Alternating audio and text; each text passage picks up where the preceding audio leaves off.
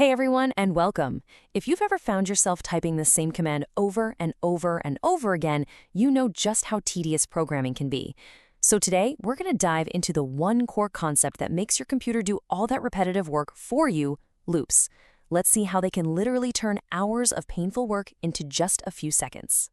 I mean, we've all been there, right? You're deep in the zone, you're building something amazing, and then suddenly you're just stuck in that soul-crushing cycle of copy-paste, copy-paste.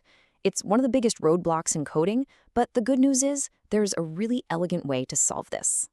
So just look at this example. Printing hello 5 times is doable, sure, but kind of annoying.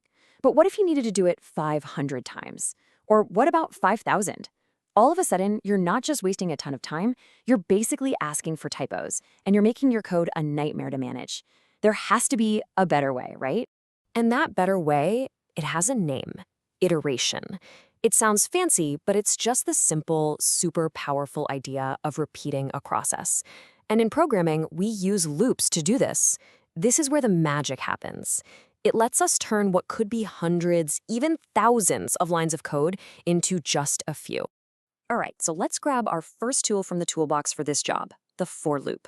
You can think of this as your specialist, your go-to for any task where you know exactly how many times you need to do something. The easiest way to think about this is like you're going through a checklist or a shopping list. You start at the top, you deal with the first item, you move to the next, and you just keep going until everything is checked off. That's it. A for loop does the exact same thing, but it's working with a sequence of data, like a list of names or numbers.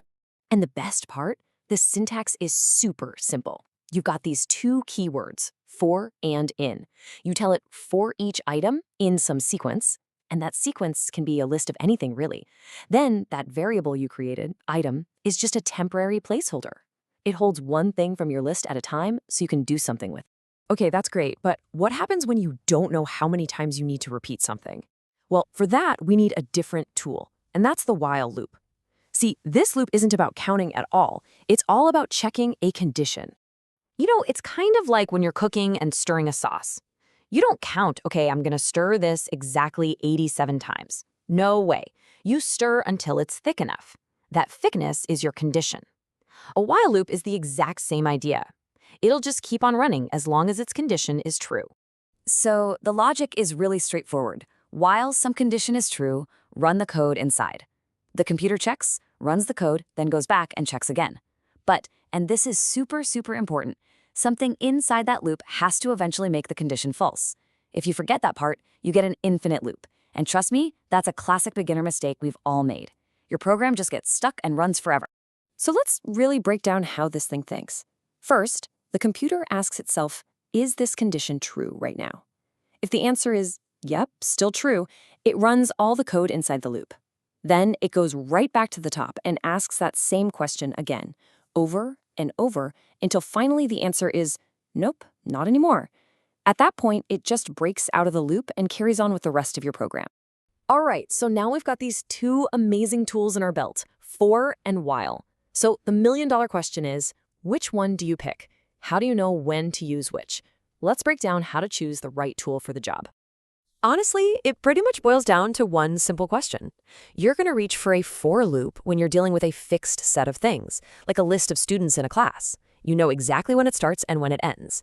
But you'll use a while loop when things are a bit more unpredictable. Think about a video game that keeps running until the player hits quit. You have no idea when that's going to happen.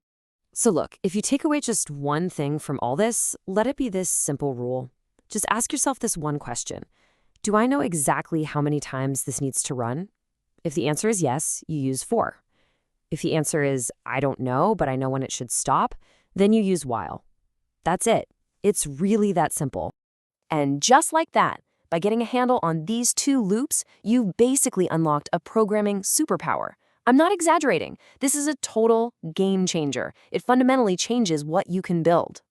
You're not stuck doing things manually anymore. Remember that whole printing hello 500 times problem? Yeah, that's like 3 lines of code now. You can write programs that chew through thousands of files, analyze huge data sets, or run really complex simulations. This is what automation is all about. So, that really just leaves one last exciting question for you.